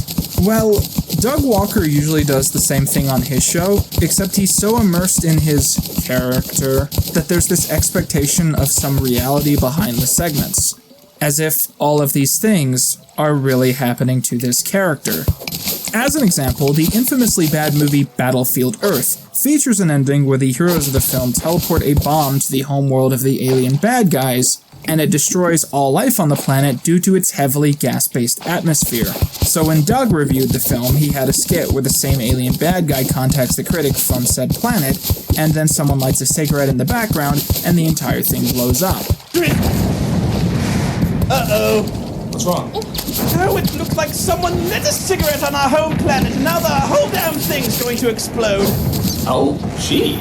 I'm sorry. It's a dumb skit, pretty easy to forget by virtue of not being very clever, and yet, if you haven't seen that review, you will be immensely confused by To Boldly Flee, because that character from that one skit at the end of that one review is an essential plot point for the entire runtime. Except it doesn't even make sense how they present it, because it seems like Doug doesn't remember the content of his own videos very well, so he keeps describing that skit in a way that it distinctly did not happen. Roll the footage! Not only is he responsible for the destruction of my home planet, Doug straight up just steals characters from other films, and his only justification over why he should be allowed to do this is that he made fun of these characters in his videos. Like, General Zod is in this movie. It's Doug playing General Zod, but it's literally General Zod. And there's not really a bit or a point. It's like General Zod being there is the entire joke. And he doesn't have anything else to add, really. My favorite part is that Doug seemed to be aware that he couldn't just literally steal these characters and get away with it. So his choice was to change the spelling of the names just enough that it was different, but not enough that they're pronounced differently. So he just added another D to General Zod, and he called it a new character. Fair use, everybody! You know that scene in Ghostbusters where two characters are talking and one of them uses like a Twinkie to explain some science, and then a third character walks in and the second character goes, "Hey, tell him about the Twinkie." In this movie they do that joke, but it's about Sage's penis instead. That's the movie. That's all you need to know about it. It's really fantastic scenes you've seen done well in good movies, but rewritten to be about the genitalia of internet reviewers. One of the biggest plot points into Boldly Flee is that Star Wars is happening? I don't know how else to explain it. Doug lifts numerous scenes from Star Wars, he has random reviewers act them out, and it's sometimes line by line except there are new punchlines added in. It's sort of like what Robot Chicken did with their Star Wars specials, except without any of the charm or production value, but more importantly, those skits were really compact. They didn't go on for like 3 fucking hours. This isn't a small thing. Star Wars happening is most of the film, and it's the least interesting aspect, but arguably, it's also what makes it so bad. Because not only are you seeing Doug and Rob perform in ways that aren't entertaining, but you're also seeing their friends acting these moments out and trying their best to slug through it in spite of their obvious embarrassment. And I want to tell you that there's some point to the Emperor from Star Wars being one of the big bad guys and bossing around characters from Superman 2 and Battlefield Earth, but there is no real point other than it being throwbacks to skits that I honestly just don't remember.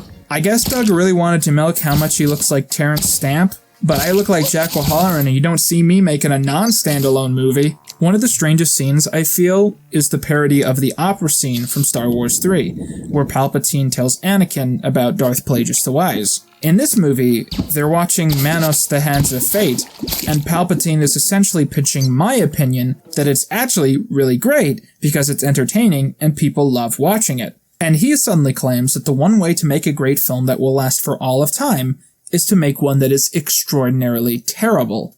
People love him precisely because they hate him. I don't understand. Fame is fleeting, but infamy lasts forever. It's a technique only a true master can perfect. And I can learn this technique? Not from a critic. There's this film on Netflix called Frankenstein's Monsters Monster Frankenstein, which is about this actor finding one of his father's lost plays and making a miniature documentary on it. And of course, the footage from the play is all fake and is supposed to be awkwardly bad in a really sort of funny way. I'm bringing this up because I feel that the highlight of the film is how pretentiously several characters in the story will begin long conceited monologues about what it means to be an actor, despite it having nothing to do with the scene.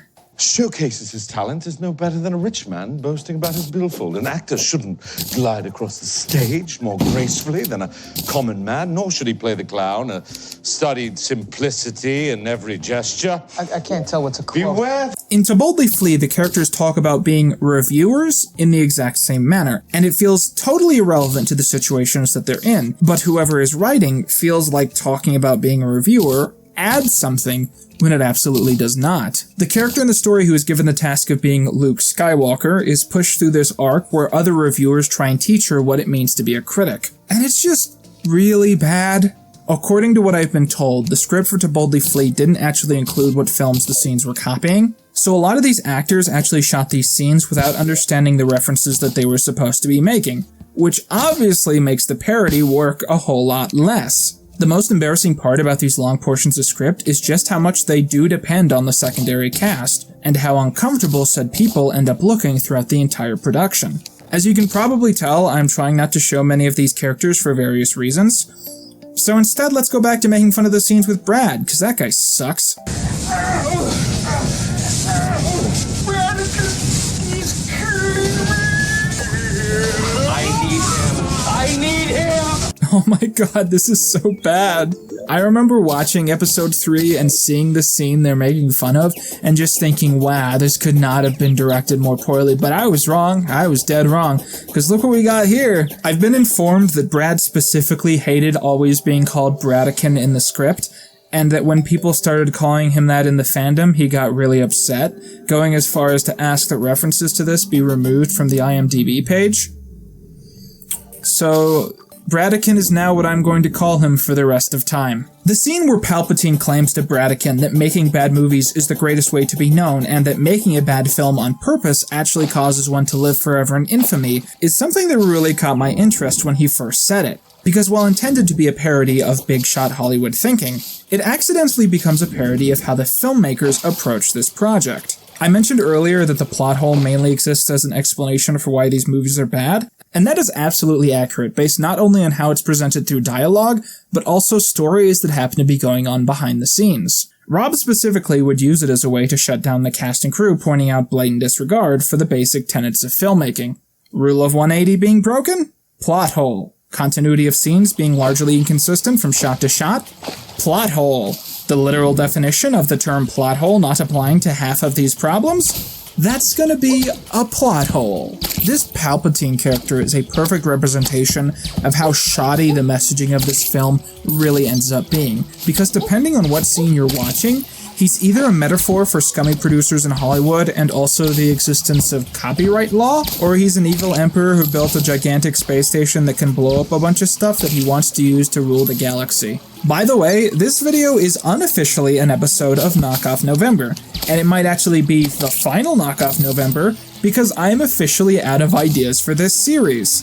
But that might be fitting, because out of all of my years of watching knockoff movies, I have never seen one fly so close to the source material, and it gets away with this by claiming that it's all a parody. But again, and I cannot emphasize this enough, I do not get the joke. It seems like the joke is supposed to be that the source material is being copied, as if that by itself is funny. This can be most easily compared to the likes of Epic Movie and Disaster Movie. But I feel like as bad as those movies were, they at least succeeded in finding interesting ways to lampoon whatever they were discussing. The same can absolutely never be said of To Boldly Flee. When you get down to it, this style of content, where the reference is the entire joke, has sort of been the bare-bones basics to a lot of Doug Walker's material for a very long time. Here's a clip from one of his recent videos. Let's get this podcast with sketches started. I assume you want to talk about my impact on R-rated comic book movies, box office growth, and groundbreaking fourth wall humor in the same sentence?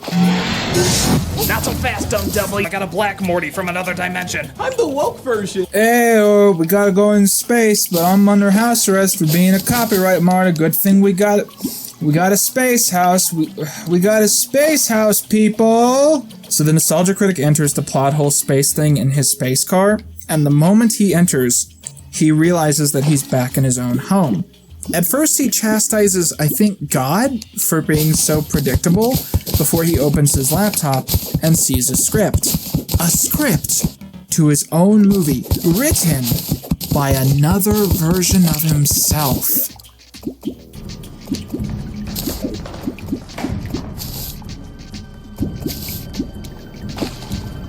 Oh my god. So the reason that I've been going out of my way to define the nostalgia critic as a character is that it's actually the aspect that the creators would probably most easily identify as a defining factor. The critic is a character written by many men who is simply acted out by Doug like a marionette. I would argue one of the main reasons that they stuck so closely to this style is that it was a really good defense whenever they stepped over the line in terms of writing. But to be fair, pretty much most internet reviewers at the time really stuck pretty close to this shtick.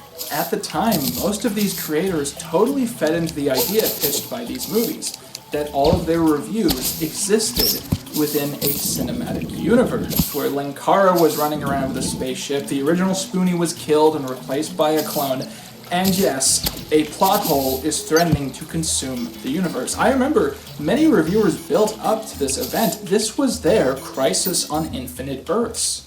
And people like Doug Walker started to take this idea very seriously, to the extent that he started to do unironic analysis of the critic's actions within the evolution of his reviews. This all leads us to the big reveal of To Boldly Flee. This scene, which could not have been more bizarre or heavy-handed.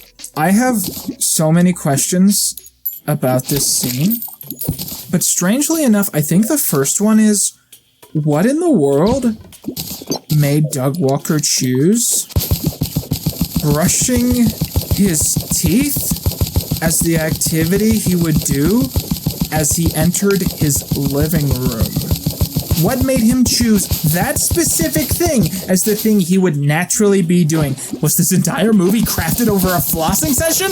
I cannot emphasize enough how often I think about this scene. In my eyes, this is the most memorable thing about this movie. That Doug Walker walks around his house, casually brushing his teeth in the middle of the goddamn day. Nothing else is worth talking about. This scene keeps me up at night. Who are you? I'm the writer. So I'm just a character? If you watch a lot of Doug Walker's emotional videos like this one writing trope keeps rearing its ugly head. That being, Doug will introduce gag characters who are meant not to be taken seriously, and will then have them go through serious emotions, all while pointing out how spectacular it is that all of this has happened. If you're in the 9th grade, this comes across as brilliant and unexpected, and if you're any other age, it seems charmless and shallow, a fact best represented by how the characters have to analyze stories out loud for any of this to be apparent. And so the ultimate twist of To Boldly Flee is that the nostalgia critic, despite being someone who is meant to be a caricature of mean, annoying people, actually occasionally acts with some sense of morality. This is what Doug calls development. Would the dictator from Kick-Assia actually give a shit about his friends? Would the money-grubbing egomaniac from Suburbanites actually give a crap about a dead Indian boy?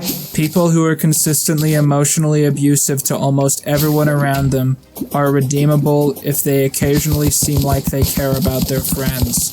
I know I've been analyzing this movie in an odd, non-linear order, perhaps as a sort of rebellion against the style of videos made by the man himself, but you have to keep in mind that in between scenes of Doug Walker telling himself that his writing is brilliant because the critic cares about his friends, we keep cutting to ridiculously unentertaining scenes that are the pinnacle of embarrassment, all starring Doug's friends who clearly seem like they don't want to be there. Oh wow, it's the throne room scene from Star Wars, but with really lame jokes.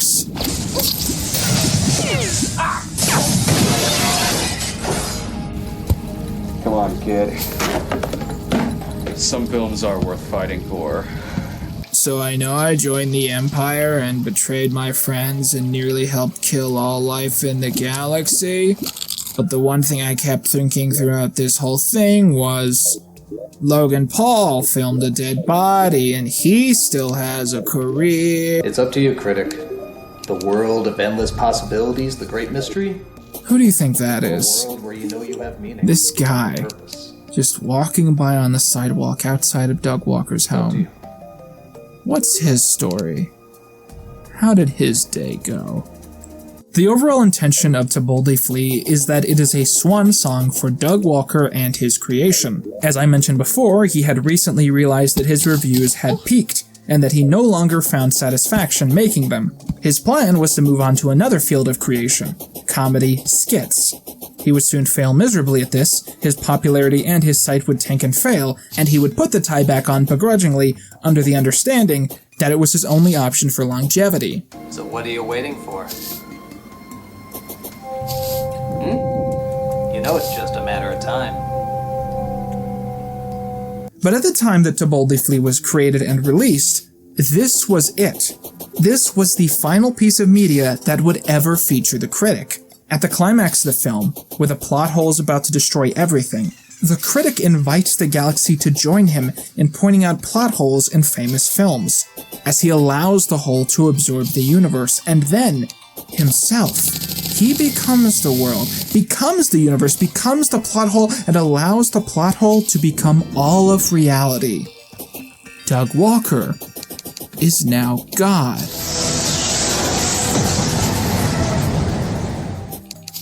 The final scene has a discussion where Santa Christ meets with all the critics who have suddenly survived and says that the universe exists within a plot hole now, so plot holes no longer really matter. Oh, innocent, innocent Santa Christ. Plot holes never mattered.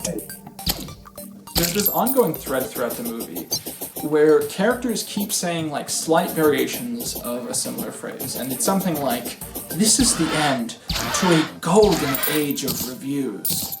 And that certainly seems to imply an undeniable ego to Doug, or perhaps his vision of the critic, or perhaps his worth through the critic. I'm not too sure. I feel like if I were to quit YouTube and I were to release this gigantic movie claiming that me leaving YouTube was the end to the golden age of all YouTube content, you guys would start retroactively liking my content less. The sex doll analysis was the peak of all YouTube content.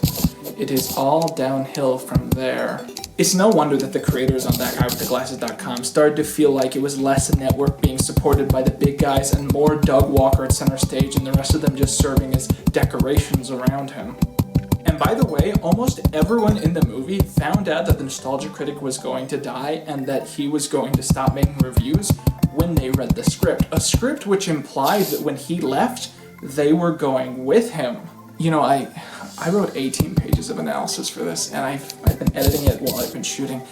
And while I was editing, I just realized there are so many like storylines I just never touched because they're not interesting, and mainly they're the secondary cast just being like really embarrassed, and I just didn't feel like touching it. There's a storyline where Mechakara is trying to like get into the ranks, and he's turning some of the reviewers into like famous cyborgs that Doug Walker has stolen from other properties, and it's just so bad. There's a subplot where they go inside Spoonie's mind, and Spoonie, they see versions of themselves how Spoonie perceives them, which I think is funny, because I imagine that's what reading the script for the first time was like, except it's Doug's mind.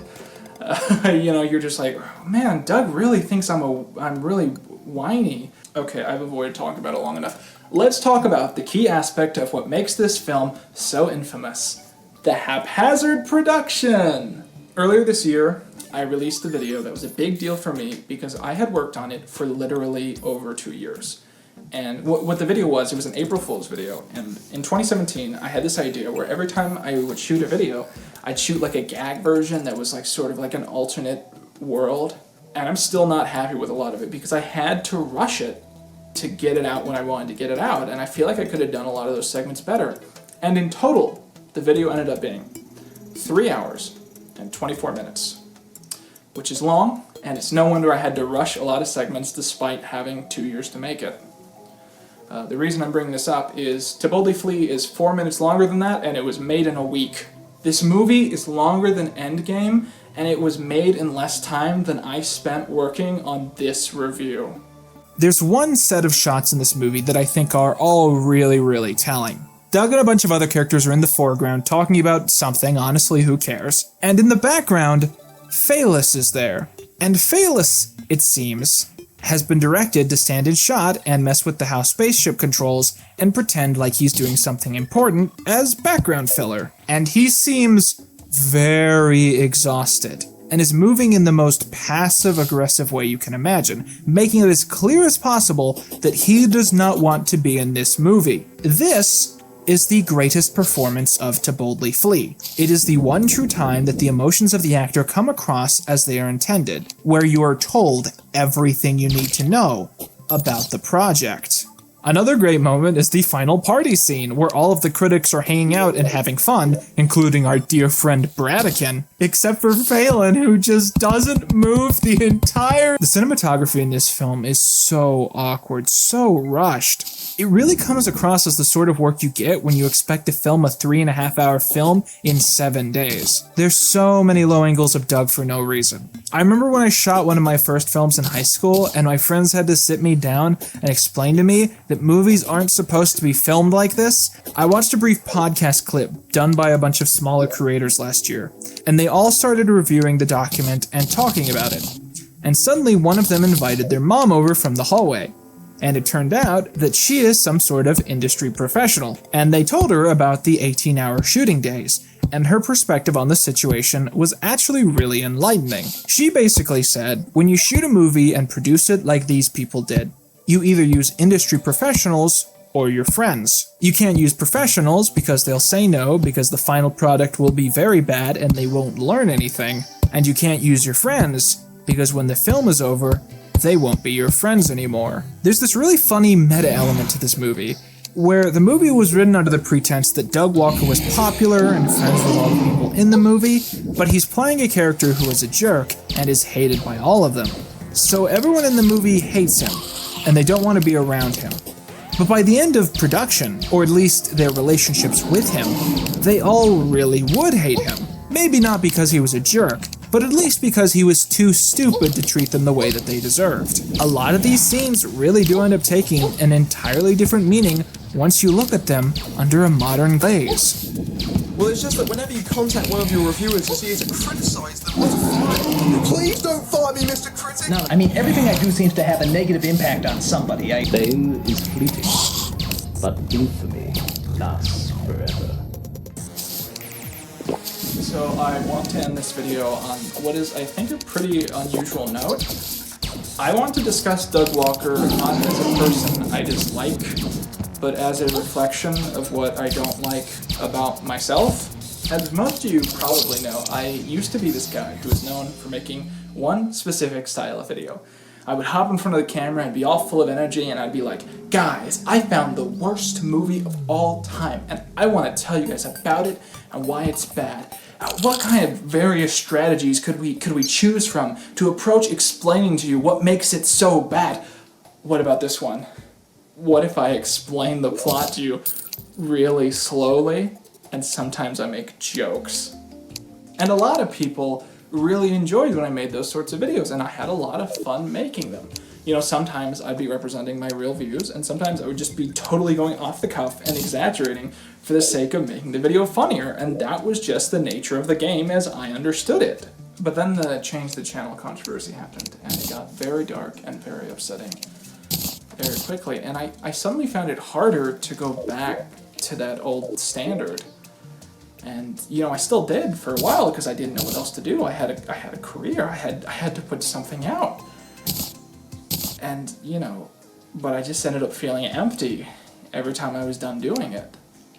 Sometimes I'll get curious, and I'll go back through my old catalog, and I'll pop on one of my old videos, and some of them I think are alright. I really like the Fairly Odd Parents video, but other videos are really painful, either because they lack all self-awareness, or because they're just too much like a Channel Awesome segment, you know, hyper-obsessed in all the wrong ways, and forcing anger about a topic which I really didn't care as much about as I was pretending to. You know, it's the smallest little things that get to me. In my second video, we introduced this character who was just supposed to be like this big, fake, evil guy that I wanted to show off every once in a while. And we threw on whatever we had around the house. This was back when I would hire people if they already had the costumes for the part. Like, that's how little budget I had. And I remembered I had some of those like spinny goggles and Sam would wear. And it was at a time where I wasn't really watching any of those creators, but I still was like, oh, you know, a little nostalgic for that. So I had this like scientist character wear these, and I really like that character, but just the fact that he looks like Insano makes it so much harder for me to have the same innocent fun we did the first time we used him. I had made the aesthetics of my channel to be sort of a lazy copy, or perhaps an homage to the works of people like Doug Walker, and when I stopped being able to respect him, I guess I stopped being able to respect myself to some extent. You know, I recently made a little short film. It wasn't anything special, it was just like sort of my take on what I think Garfield is about, and it was a live-action Garfield fan film, and I called it Arbuckle. I wanted to do a follow-up video that I had a sponsor for, so I gave myself a very tight deadline. I came across this conundrum where actors kept dropping out left and right like flies. I think I went through like 5 Lymans, and everyone, for the most part, was cool. They all had totally legit reasons they couldn't do it. You know, life happens. And you know, like, I was honestly so stressed during this time because I really wanted to pull this off.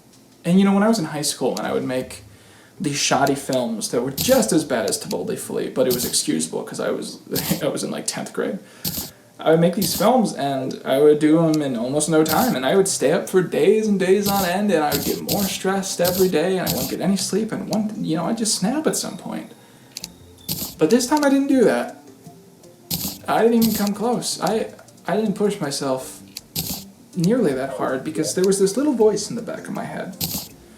You know, whenever I'd get angry that an actor had dropped out or I couldn't meet those deadlines, and that voice would go, hey, you're being a bit of a Doug Walker right now.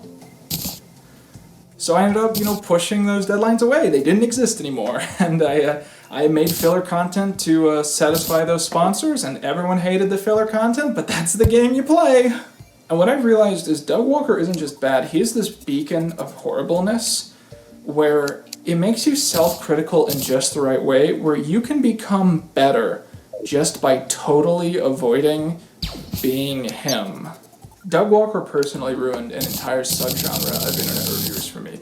He ruined the idea of hiding behind a character for every piece you do, of nitpicking films one scene at a time.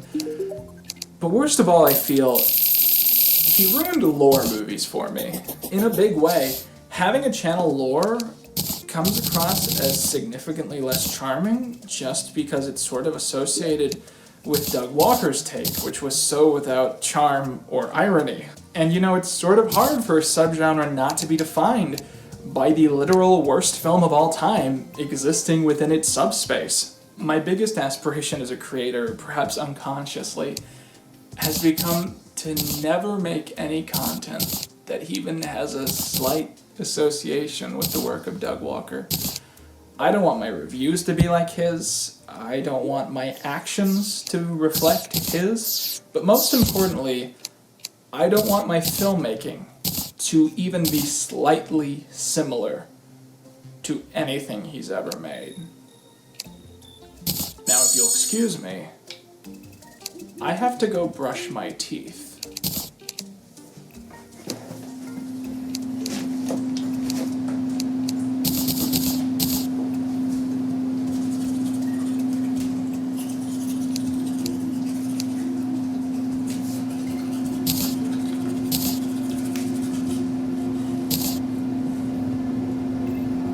Oh my god.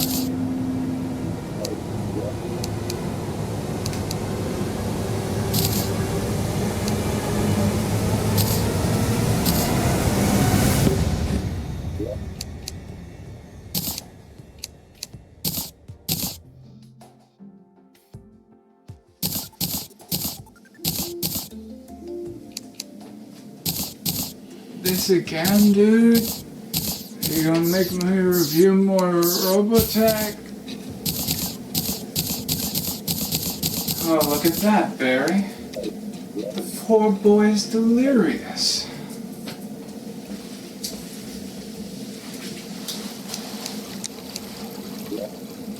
Hello. Wait a minute.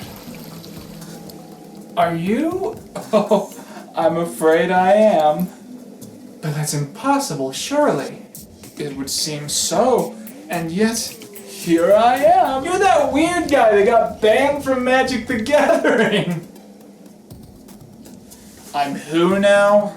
Dude, sometimes I put your videos on, they're so funny, you like lack all self-awareness. No, just shut up, man, shut up, Jesus.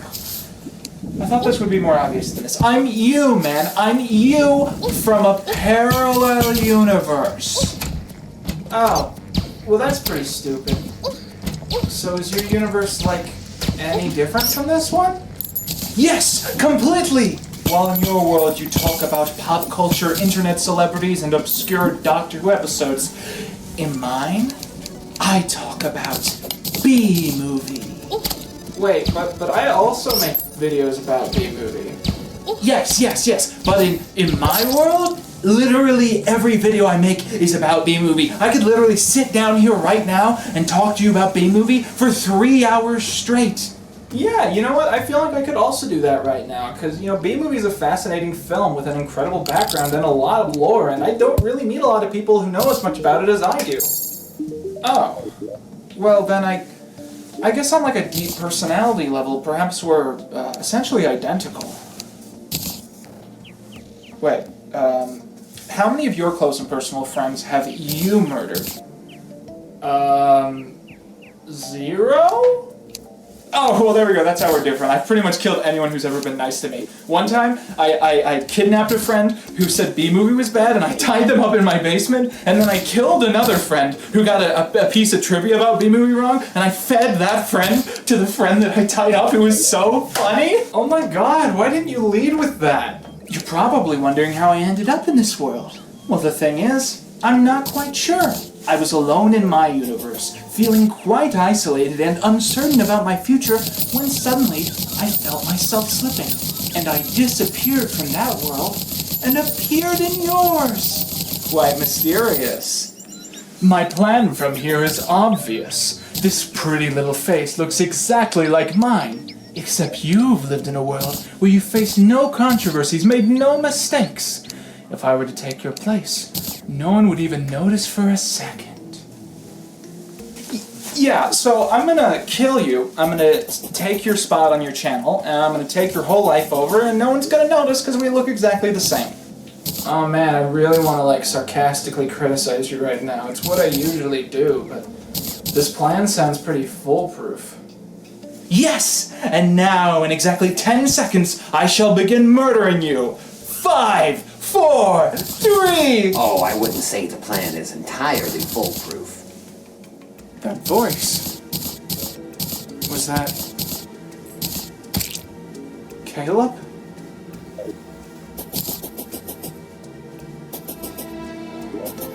In my universe, I killed Caleb just before I came here. It's my one regret. That's not Caleb. Then who is it? Oh, it's just some guy that kind of looks like Caleb. He shows up every once in a while.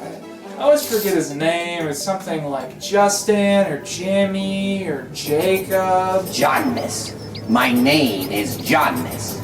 And if anyone's gonna kill that robo-fool Quentin Reviews, it's gonna be me. Hey, I probably shouldn't tell you this, but this guy sucks. You can kick his ass. Granted.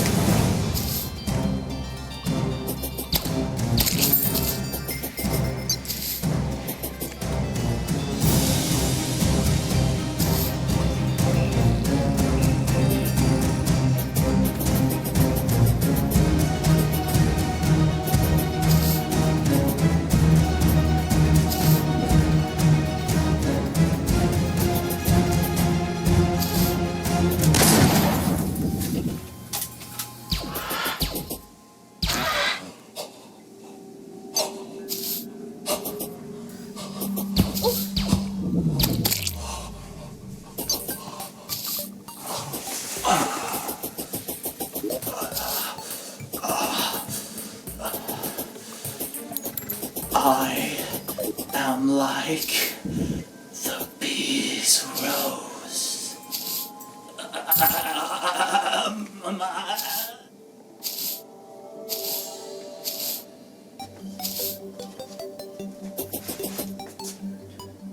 Jonas,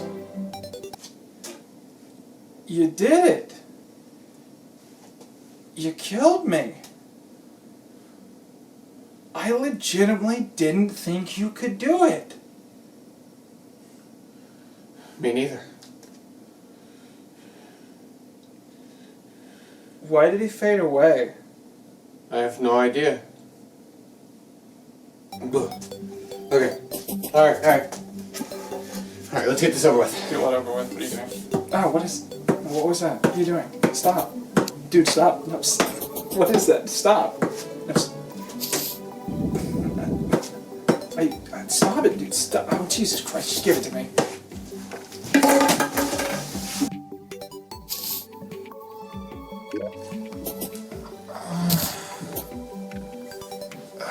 Why doesn't anyone invite me to things? Why does everyone kind of hit me on the head to take me places? Welcome, Quentin.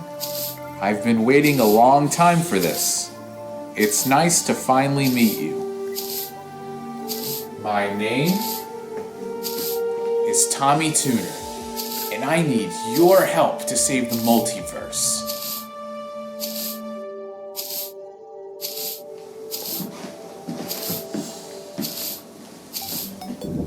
Hey, I don't really know what's going on right now. Can I go home? All will be explained in due time. But before you understand why I need you, you must understand who I am. For you see, I am not of this world. I really don't care, man. I hail from a parallel universe, much like this one, yet slightly different. When I was a child, I wasn't spectacular, but I also wasn't understood. Everyone I knew in my life wanted to give me these outrageous demands, except for two people, Cosmonaut and Wandu, my personal fairies, who granted me any wish that I chose. I grew up with them, They raised me as if I were their child, and often this pushed me away from my peers, who couldn't see my fairlies, and thus didn't believe in them. As soon as I grew older, my fairlies would be taken away from me. Knowing this, I chose to be held back, staying in the 5th grade for years after I was naturally meant to. Stop. You're describing a movie I reviewed once. No. That was a movie about Timmy Turner. My name is Tommy Tuner. We're completely different people. Oh god, I'm in a lore movie. Oh shit, oh fuck! It was 10 years later, when I was 20 years of age, that I came across one of those friends in the adult world. Tommy? It's Chester. Remember me? The 5th grade. Chester and AG? Chester? So what, you in like college or something? Yeah, dude. Still in the 5th grade, actually. Are you serious? My days are great. They're so easy. I just get to prank Cocker all day, hang out with 10-year-old girls, we play dodgeball, I buy them ice cream. Dude, it's so cool. Yeah, man, that's great. Look, I gotta like run some errands, but I'll definitely talk to you later. Alright, dude, don't go to the park tomorrow.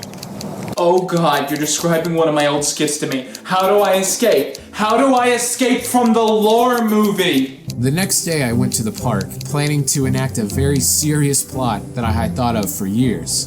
But my plans were put aside when I ran into Tootsie. She was the love of my life, someone I had bullied during my youth, but I now couldn't keep myself from. Tootsie and I spent days catching up, and slowly but surely, falling in love.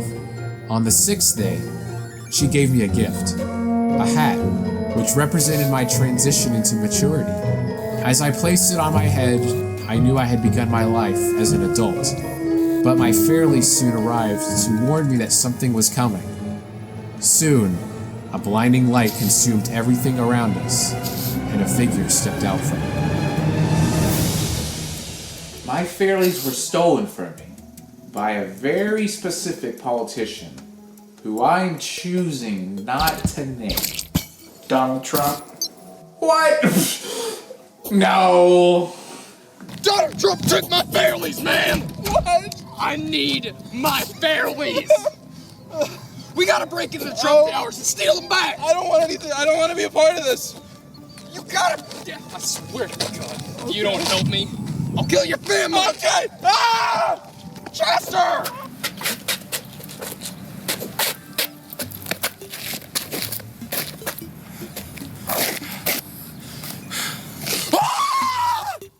I wish that Donald Trump was president.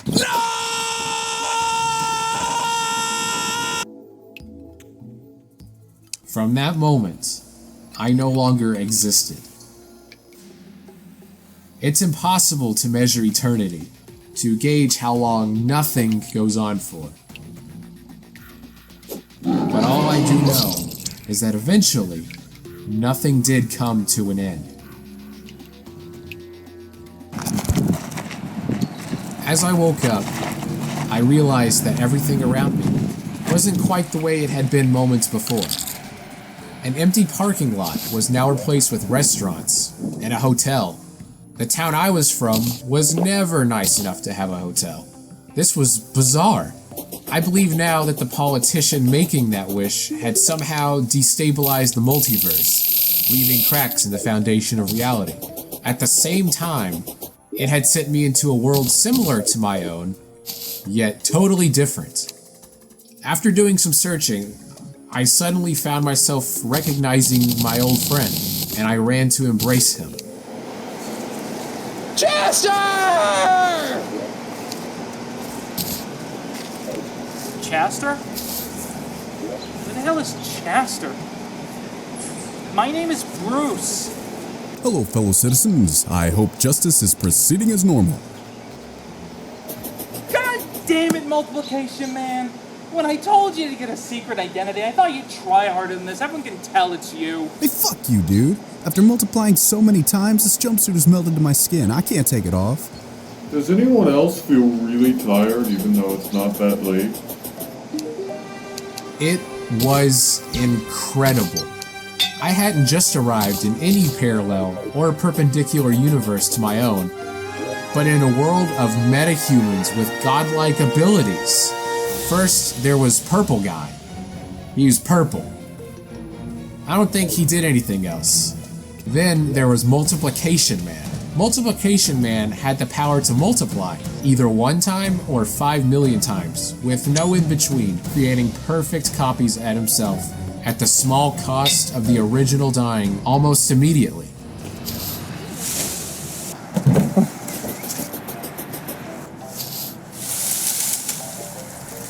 Next was Jerry Falcon.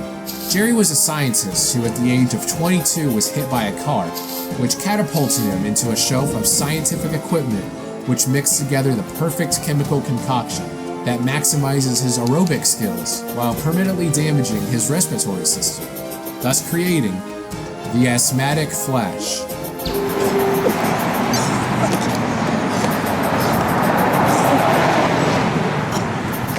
After this came Perfect Sphere Man. He was a perfect sphere of human flesh, and was mostly known for being depressed. He made me sort of uncomfortable. Then there was Bruce Allen, a man who looked nearly exactly like the man I knew to be named Chaster. A child prodigy with an incredible mind. He spent his youth